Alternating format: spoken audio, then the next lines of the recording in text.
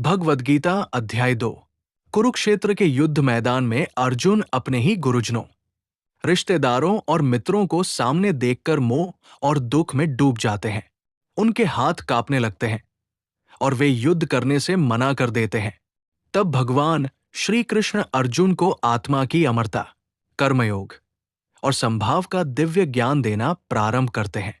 यही से भगवद गीता के महान उपदेशों की वास्तविक शुरुआत होती है। संजय बोले कि पूर्वोक्त प्रकार से करुणा करके विवाह और आंसुओं से पूर्ण तथा व्याकुल उत्सवों वाले शोक युक्त वो अर्जुन प्रति के भगवान मधुसूदन ने ये वचन कहा, हे अर्जुन, तुमको इस विषम स्थल में ये अज्ञान किस हेतु से प्राप्त हुआ? क्योंकि ये न तो श्रेष्ठ पुरुषों से आचरण किया गया है, न स्वर्ग को देने वाला है, न कीर्ति को करने वाला है।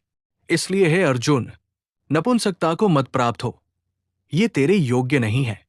हे परंतप, तुच्छ हृदय की दुर्बलता को त्याग कर युद्ध के लिए खड़ा हो। तब अर्जुन बोले कि हे मधुसूदन, मैं रणभूमि में भीष्म पितामह और द्रोणाचार्य के प्रतिरूप किस बाणों से युद्ध करूंगा? क्योंकि हे अरिसूदन, वे दोनों ही पूजनीय हैं। इसलिए इन महानुभाव गुरुजनों को न मारकर इस लोक में भिक्षा का अन्न भी भोगना कल्याणकारक समझता हूं। क्योंकि गुरुजनों को मारकर भी इस लोक में रुधिर से सने हुए अर्थ और कामरूप भोगों को ही तो भोगूंगा। और हम लोग ये भी नहीं जानते कि हमारे लिए क्या करना श्रेष्ठ है, अथवा ये भी नहीं जानते कि हम जीतेंगे या हमको वे जीतेंगे। और जिनको मारकर हम जीना भी नहीं चाहते, वही धृतराष्ट्र के पुत्र हमारे सामने खड़े हैं। इसलिए कायरतारूप दोष करके उपहत हुए स्वभाव वाला और धर्म के विषय में मोहित चित्त हुआ मैं आपसे पूछता हूं, जो कुछ निश्चय किया हुआ कल्याणकारक साधन हो, वो मेरे लिए कहिए, क्योंकि मैं आपका शिष्य हूं। इसलिए आपके शरण हुए मेरे को शिक्षा दीजिए। क्योंकि भूमि में निष्कंटक धन धान्य संपन्न राज्य को और देवताओं के स्वामित्व को प्राप्त होकर भी मैं उस उपाय को नहीं देखता हूं, जो कि मेरी इंद्रियों के सुखाने वाले शोक को दूर कर सके। संजय बोले, हे राजन, निद्रा को रेन वाले अर्जुन इंटरनेशनल यामी श्री कृष्ण के महाराज प्रति इस प्रकार से श्री गोविंद भगवान से युद्ध नहीं फिर से स्पष्ट रूप से लीक हो गए। उनका उत्तरांत है भरतवंशी धृतराष्ट्र। अंतर्यामी श्री कृष्ण महाराज ने दोनों सैनिक के बीच में उस शोकयुक्त अर्जुन को हंसते हुए से ये वचन कहे, 10 हे अर्जुन, तू न शोक करने योग्यों के लिए शोक करता है और पंडितों के से वचनों को कहता है, परंतु पंडितजन जिनके प्राण चले गए हैं उनके लिए और जिनके प्राण नहीं गए हैं उनके लिए भी शोक नहीं करते हैं। क्योंकि आत्मा नित्य है, इसलिए शोक करना अयुक्त है।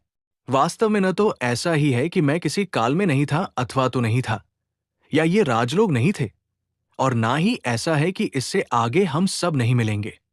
जिस प्रकार जीवात्मा की ये देव में कुमार, युवा और वृद्धावस्था होती है, उसी प्रकार अन्य शरीर की प्राप्त होती है। उस विषय में धीर पुरुष नहीं मोहित होता है, अर्थात जैसे युवा और जरास्वस्तु रूप स्थूल शरीर का विकार अज्ञान से आत्मा में भासाता है, वैसे ही एक शरीर अन्य शरीर को प्राप्त नेत्र रूप सूक्ष्म शरीर का विकार भी अज्ञान से आत्मा ही में भासाता है। इसलिए तत्व को की अनुभूति वाला धीर पुरुष इसमें विषय नहीं होता है। हे कुंती पुत्र, अंतिम गर्मी और सुख दुख को देने वाले इंद्रिय और विषयों के संयोग तो क्षण भंगुर और अनित्य है। इसलिए हे भरतवंशी अर्जुन, तू सहन कर। क्योंकि हे पुरुष श्रेष्ठ, दुख सुख को समान समझने वाले जिस धीर पुरुष को ये इंद्रियों के विषय व्याकुल नहीं कर सकते, वो मोक्ष के लिए योग्य होता है। और हे अर्जुन, असत वस्तु का तो प्रमाण नहीं है और सत्का का अभाव नहीं है। इस प्रकार इन दोनों का ही तत्व ज्ञान पुरुषों द्वारा देखा गया है। ये न्याय के नाशरात्र तो उपयोग जान कि जिससे ये संपूर्ण जगत व्याधि है, क्योंकि इस न्याय के विनाश करने को कोई भी समर्थ नहीं है। और इस नाश रहित अप्रमेय नित्य स्वरूप जीवात्मा के ये सब शरीर नाशवान कहे गए हैं। इसलिए हे भरतवंशी अर्जुन, तू युद्ध कर। जो इस आत्मा को मारने वाला समझता है तथा जो इसको मरा मानता है, वे दोनों ही नहीं जानते हैं। क्योंकि ये आत्मा न मारता है और न मारा जाता है। ये आत्मा किसी काल में भी न जन्मता है और न मरता है, अथवा न ये आत्मा हो करके फिर होने वाला है, क्योंकि ये अजन्मा, नित्य, शाश्वत और पुरातन है। शरीर के नाश होने पर भी ये नाश नहीं होता है। हे पृथापुत्र अर्जुन, जो पुरुष इस आत्मा को नाश रहित, नित्य, अजन्मा और अव्यय जानता है, वह पुरुष कैसे किसको मरवाता है और कैसे किसको मारता है। और यदि तू कहे कि मैं तो शरीरों के वियोग का शोक करता हूं, तो ये भी उचित नहीं है, क्योंकि जैसे मनुष्य पुराने वस्त्रों को त्याग कर दूसरे नए वस्त्रों को ग्रहण करता है, वैसे ही जीवात्मा पुराने शरीरों को त्याग कर दूसरे नए शरीरों को प्राप्त होता है। हे अर्जुन, इस आत्मा को शस्त्रादि नहीं काट सकते हैं, और इसको आग नहीं जला सकती, और इसको जल गीला नहीं कर सकते हैं, और वायु नहीं सुखा सकता है, क्योंकि ये आत्मा अच्छेद्य है। ये आत्मा अदाह्य, अकेद्य और अशोष्य है, तथा ये आत्मा निःसंदेह नित्य, सर्वव्यापक, अचल, स्थिर रहने वाला और सनातन है। ये आत्मा अव्यक्त अर्थात इंद्रियों का अविषय, और ये आत्मा अचिंत्य अर्थात मन का अनुशासन, और ये आत्मा विकारहित अर्थात न सत्वाला कहा गया है। इसे है अर्जुन, इस आत्मा को ऐसा जानना शोक करना नहीं है। यदि तू निहित सदा जन्मने और सदा मृत्यु वाला माने तो भी है अर्जुन, इस प्रकार का शोक करना उचित नहीं है, क्योंकि ऐसा होने से तो जन्मने वाले की निश्चित मृत्यु हो जाती है और जन्म वाले का निश्चित जन्म होना सिद्ध हो जाता है। इससे भी आपको इस बिना उपाय वाले विषय में शोक करना उचित नहीं है। ये भीष्मादिकों के शरीर मायामय होने से अनित्य है, इससे शरीरों के लिए भी शोक करना नहीं, क्योंकि है अर्जुन, संपूर्ण जीव जन्म से पहले बिना शरीर वाले और मृत्यु के बाद भी बिना शरीर वाले ही होते हैं। केवल बीच में ही शरीर वाले दिखते हैं। फिर उस विषय में क्या चिंता है? हे अर्जुन, ये आत्मतत्व बड़ा गहन है, इसलिए कोई महापुरुष ही इस आत्मा को आश्चर्य की ज्यों देखता है, और वैसे ही दूसरा कोई महापुरुष ही आश्चर्य की ज्यों इसके तत्व को कहता है, और दूसरा कोई ही इस आत्मा को आश्चर्य की ज्यों सुनता है, और कोई कोई सुनकर भी इस आत्मा को नहीं जानता। हे अर्जुन, ये आत्मा सबके शरीर में सदा ही अवध्य है, इसलिए संपूर्ण भूत प्राणियों के लिए तू शोक करने को योग्य नहीं है, और अपने धर्म को देखकर भी तू भय करने को योग्य नहीं है, क्योंकि धर्मयुक्त युद्ध से बढ़कर दूसरा कोई कल्याणकारक कर्तव्य क्षत्रिय के लिए नहीं है। हे पार्थ, अपने आप प्राप्त हुए और खुले हुए स्वर्ग के द्वारूप इस प्रकार के युद्ध को भाग्यवान क्षत्रिय लोग ही पाते हैं, और यदि तू इस धर्मयुक्त संग्राम को नहीं करेगा, तो स्वधर्म को और कीर्ति को खोकर पाप को प्राप्त होगा, और सब लोग तेरी बहुत काल तक रहने वाली अपकीर्ति को भी कथन करेंगे, और वो अपकीर्ति माननीय पुरुष के लिए मरण से भी अधिक बुरी होती है, और जिनके तू बहुत माननीय होकर भी अब तुच्छता को प्राप्त होगा। वे महारथी लोग तुझे भय के कारण युद्ध से उपराम हुआ मानेंगे, और तेरे वैरी लोग तेरे सामर्थ्य की निंदा करते हुए बहुत से न कहने योग्य वचनों को कहेंगे। फिर उससे अधिक दुख क्या होगा? इससे युद्ध करना तेरे लिए सब प्रकार से अच्छा है, क्योंकि या तो मरकर स्वर्ग को प्राप्त होगा अथवा जीतकर पृथ्वी को भोगेगा। इससे है अर्जुन, युद्ध के लिए निश्चय वाला होकर खड़ा हो। यदि स्वर्ग और राज्य की इच्छा न हो तो भी सुख दुख, लाभानी और जय पराजय को समान समझकर उसके ऊपर के युद्ध के लिए तैयार हो। इस प्रकार युद्ध करने से तू पाप को प्राप्त नहीं होगा। हे पार्थ, ये बुद्धि तेरे लिए ज्ञानियों के विषय में कही गई, और इसी को अब निष्काम कर्मयोग के विषय में सुन। जिस बुद्धि से युक्त हुआ तू कर्मों के बंधन को अच्छी तरह से नाश करेगा। इस निष्काम कर्मयोग रूप धर्म का अर्थ बीज का नाश नहीं है, और उल्टा फलरूप दोष भी नहीं होता है। इसलिए ये निष्काम कर्मयोग रूप धर्म का छोटा सा भी साधन जन्म मृत्यु रूप महान भय से स्थापित कर देता है। हे अर्जुन, इस कल्याण मार्ग में स्थिर बुद्धि एक ही है, और अज्ञानी सकामी पुरुषों की बुद्धियां बहुत भेदों वाली अनंत होती है। हे अर्जुन, जो सकामी पुरुष केवल फलश्रुति में प्रीति रखने वाले, स्वर्ग को ही परम श्रेष्ठ मानने वाले, इसके समान और कुछ नहीं है ऐसे कहने वाले हैं, वे अविवेकी जन जन्मरूप कर्मफलों को देते हैं और भोग तथा ऐश्वर्या की प्राप्ति के लिए बहुत सी कार्यों का विस्तार करते हैं। इस प्रकार की जो दिखाते हैं शुभयुक्त वाणी को कहते हैं। वो वाणी युक्त हरे हुए चित्त वाले और भोग और ऐश्वर्य में आसक्ति वाले उन पुरुषों के अंतःकरण में सामिटिक बुद्धि नहीं होती है। हे अर्जुन, सभी वेदों के सूत्र कार्यरूप संसार को विषय करने वाले अर्थात प्रकाश करने वाले हैं। आततो असंसारी अर्थात निष्कामी और सुख दुखदी द्वंद्वों से अनुपयोगी नित्य वस्तु में स्थित तथा योग क्षेम को न उत्पत्ति वाला और आत्मप्रायण हो। क्योंकि मनुष्य का सब और से भगवान के प्राप्त होने पर छोटे छोटे ग्रंथ में बंद प्रस्ताव रहता है। अच्छे प्रकार का ब्रह्म को प्रवेश वाले ब्राह्मण का भी सब वेदों में उतना ही प्रयोजन रहता है, अर्थात जैसे बड़े जलाशय के प्राप्त हो जाने पर जल के लिए छोटे जलाशयों की आवश्यकता नहीं रहती, वैसे ही ब्रह्मानंद की प्राप्ति होने पर आनंद के लिए वेदों की आवश्यकता नहीं रहती। इससे तेरा कर्म करने मात्र में ही अधिकार होवे, फल में कभी नहीं, और तू कर्मों के फल की वासना वाला भी मत हो तथा तेरी कर्म न करने में भी प्रीति न होवे। हे धनंजय, आसक्ति को त्याग कर तथा सिद्धि और असिद्धि में समान बुद्धि वाला होकर योग में स्थित हुआ कर्मों को कर। ये समत्व भाव ही योग नाम से कहा जाता है। इस समत्वरूप बुद्धि योग से सकाम कर्म अत्यंत तुच्छ है। इसलिए है धनंजय, समत्व बुद्धि योग का आश्रय ग्रहण कर, क्योंकि फल की वासना वाले अत्यंत दीन है। समत्व बुद्धियुक्त पुरुष पुण्य पाप दोनों को इस लोक में ही त्याग देता है, अर्थात उनसे लिपायमान नहीं होता। इससे समत्व बुद्धि योग के लिए ही चेष्टा कर। ये समत्व बुद्धि रूप योग ही कर्मों में चतुरता है, अर्थात कर्म बंधन से छूटने का उपाय है।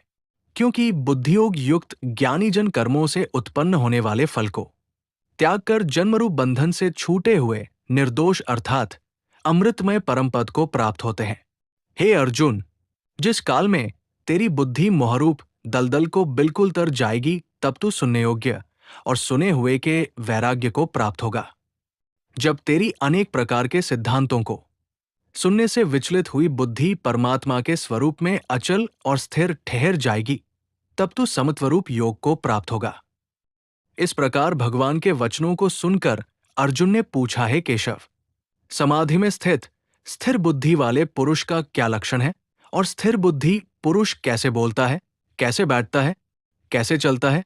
उसके उपरांत श्री कृष्ण महाराज बोले, हे अर्जुन, जिस काल में ये पुरुष मन में स्थित संपूर्ण कामनाओं को त्याग देता है, उस काल में आत्मा से ही आत्मा में संतुष्ट हुआ स्थिर बुद्धि वाला कहा जाता है।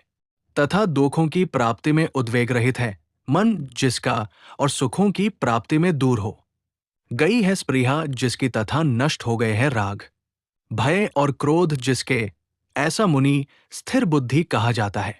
जो पुरुष सर्वत्र स्नेहरहित हुआ, उन शुभ तथा अशुभ वस्तुओं को प्राप्त होकर न प्रसन्न होता है और न द्वेष करता है, उसकी बुद्धि स्थिर है।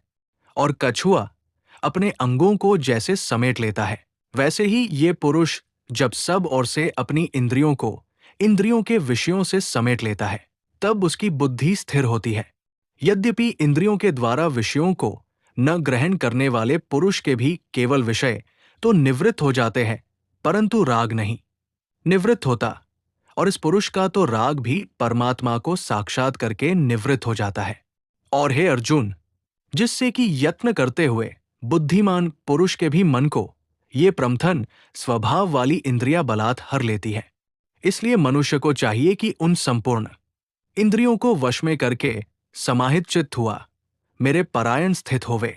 क्योंकि जिस पुरुष के इंद्रिया वश में होती है, उसकी ही बुद्धि स्थिर होती है। हे अर्जुन, मन सहित इंद्रियों को वश में करके मेरे परायण न होने से मन के द्वारा विषयों का चिंतन होता है, और विषयों को चिंतन करने वाले पुरुष की उन विषयों में आसक्ति हो जाती है, और आसक्ति से उन विषयों की कामना उत्पन्न होती है, और कामना में विघ्न पड़ने से क्रोध उत्पन्न होता है। क्रोध से अविवेक अर्थात मूढ़भाव उत्पन्न होता है, और अविवेक से स्मरण शक्ति भ्रमित हो जाती है, और स्मृति के भ्रमित हो जाने से बुद्धि अर्थात ज्ञान शक्ति का नाश हो जाता है, और बुद्धि के नाश होने से ये पुरुष अपने श्रेय साधन से गिर जाता है। परंतु स्वाधीन अंतःकरण वाला पुरुष रागद्वेष से रहित, अपने वश में की हुई इंद्रियों द्वारा विषयों को भोगता हुआ अंतःकरण की प्रसन्नता अर्थात स्वच्छता को प्राप्त होता है। उस निर्मलता के होने पर इसके संपूर्ण दोषों का अभाव हो जाता है और उस प्रसन्न चित्त वाले पुरुष की बुद्धि शीघ्र ही अच्छी प्रकार स्थिर हो जाती है। हे अर्जुन, साधन रहित पुरुष के अंतःकरण में श्रेष्ठ बुद्धि नहीं होती है और उस अयुक्त के अंतःकरण में आस्तिक भाव भी नहीं होता है और बिना आस्तिक भाव वाले पुरुष को शांति भी नहीं होती। फिर शांति रहित पुरुष को सुख कैसे हो सकता है? क्योंकि जल में वायु नाव को जैसे हर लेता है, वैसे ही विषयों में विचरती हुई इंद्रियों के बीच में जिस इंद्रिय के साथ मन रहता है, वो एक ही इंद्रिय इस अयुक्त पुरुष की बुद्धि को हरण कर लेती है।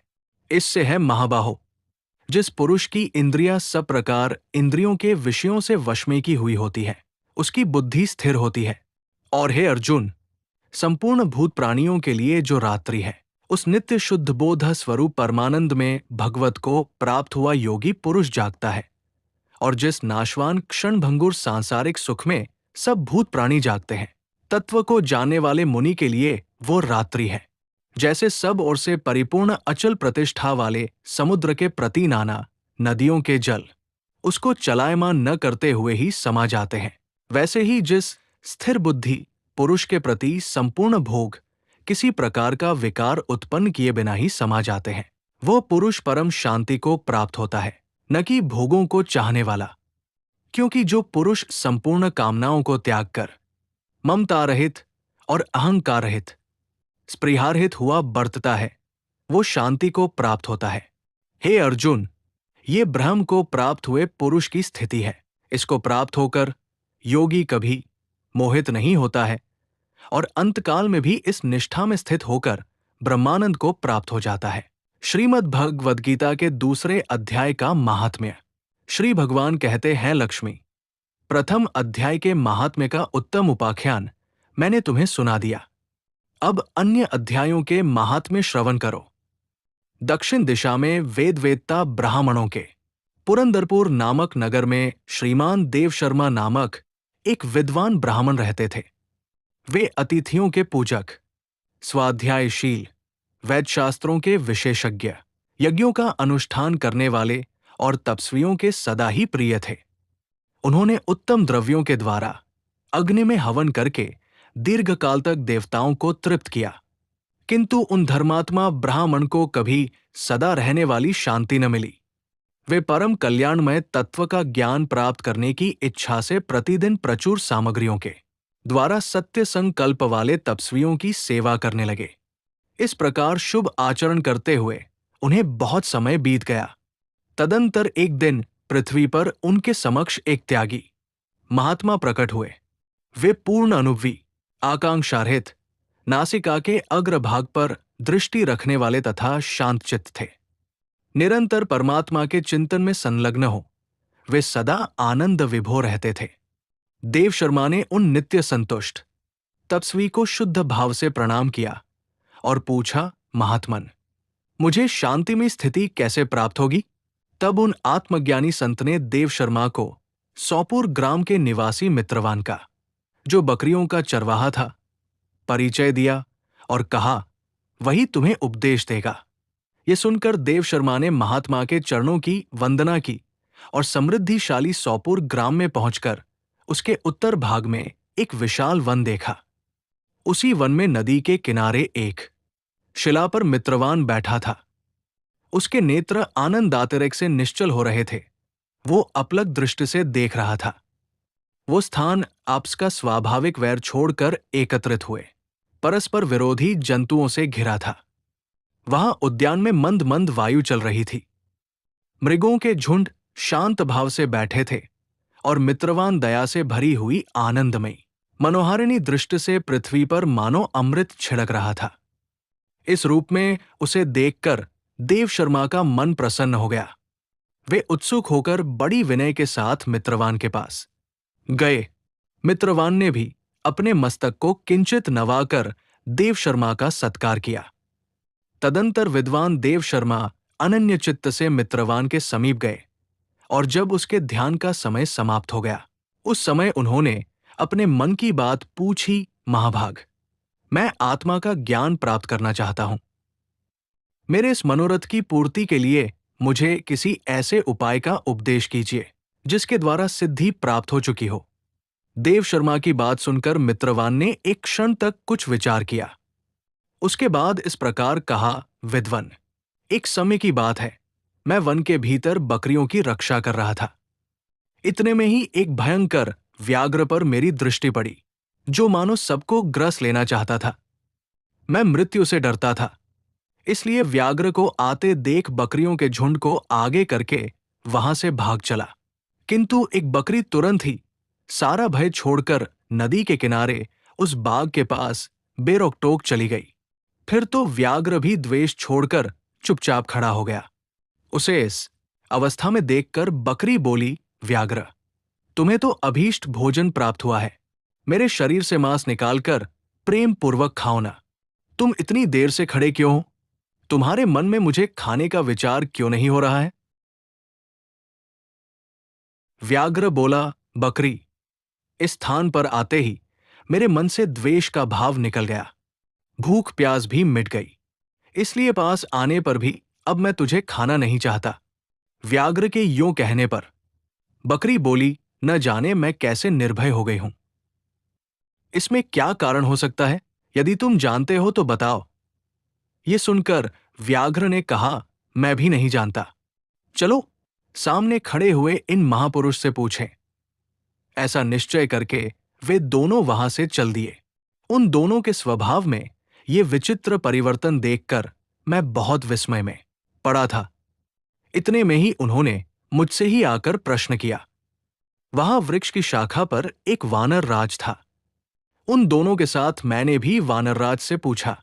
विप्रवर, मेरे पूछने पर वानर राज ने आदरपूर्वक कहा, अजापाल, सुनो, इस विषय में मैं तुम्हें प्राचीन वृत्तांत सुनाता हूं। ये सामने वन के भीतर जो बहुत बड़ा मंदिर है, उसकी ओर देखो। इसमें ब्रह्मा जी का स्थापित किया हुआ एक शिवलिंग है। पूर्व काल में यहां सुकर्मा नामक एक बुद्धिमान महात्मा रहते थे, जो तपस्या में संलग्न होकर इस मंदिर में उपासना करते थे। वे वन में से फूलों का संग्रह कर लाते और नदी के जल से पूजनीय भगवान शंकर को स्नान कराकर उन्हीं से उनकी पूजा किया करते थे। इस प्रकार आराधना का कार्य करते हुए सुकर्मा यहां निवास करते थे। बहुत समय के बाद उनके समीप किसी अतिथि का आगमन हुआ। सुकर्मा ने भोजन के लिए फल लाकर अतिथि को अर्पण किया और कहा, विद्वन, मैं केवल तत्वज्ञान की इच्छा से भगवान शंकर की आराधना करता हूं। आज इस आराधना का फल परिपक्व होकर मुझे मिल गया, क्योंकि इस समय आप जैसे महापुरुष ने मुझ पर अनुग्रह किया है।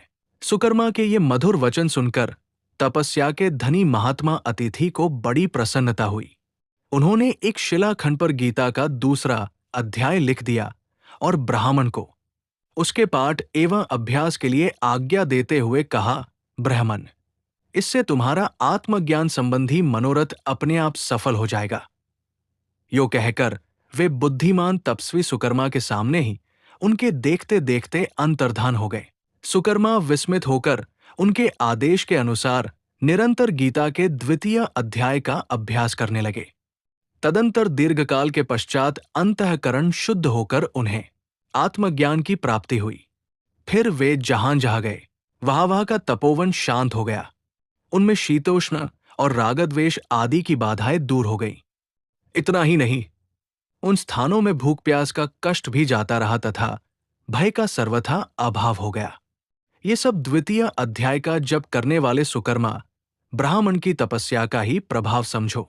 मित्रवान कहता है, वानरराज के यूं कहने पर मैं प्रसन्नतापूर्वक बकरी और बाघ के साथ उस मंदिर की ओर गया। वहां जाकर शिलाखंड पर लिखे हुए गीता के द्वितीय अध्याय को मैंने देखा और पढ़ा। उसी की आवृत्ति करने से मैंने तपस्या का पार पा लिया है। आतः भद्रपुरुष, तुम भी सदा द्वितीय अध्याय की ही आवृत्ति किया करो। ऐसा करने पर मुक्ति तुमसे दूर नहीं रहेगी। श्री भगवान कहते हैं, प्रिय, मित्रवान के इस प्रकार आदेश देने पर देवशर्मा ने उसका पूजन किया और उसे प्रणाम करके पुरंदरपुर की राह ली। वहां किसी देवालय में पूर्वोक्त आत्मज्ञानी महात्मा को पाकर उन्होंने ये सारा वृत्तांत निवेदन किया और सबसे पहले उन्हीं से द्वितीय अध्याय को पढ़ा। उनसे उपदेश पाकर शुद्ध अंतःकरण वाले देवशर्मा प्रतिदिन बड़ी श्रद्धा के साथ द्वितीय अध्याय का पाठ करने लगे। तब से उन्होंने अनवद्य प्रशंसा के योग्य परम पद को प्राप्त कर लिया। लक्ष्मी, ये द्वितीय अध्याय का उपाख्यान कहा गया। अध्याय के अंत में भगवान श्री कृष्ण अर्जुन को स्थित प्रज्ञ पुरुष के लक्षण बताते हैं, अर्थात वो व्यक्ति जो सुख दुख, लाभहानि और मोहमाया से ऊपर उठ चुका हो। भगवान समझाते हैं कि जो व्यक्ति अपने मन और इंद्रियों को वश में करके संभाव में रहता है, वही सच्ची शांति और परम आनंद को प्राप्त करता है। ये अध्याय जीवन में धैर्य, कर्म और आत्मज्ञान का सबसे बड़ा संदेश देता है।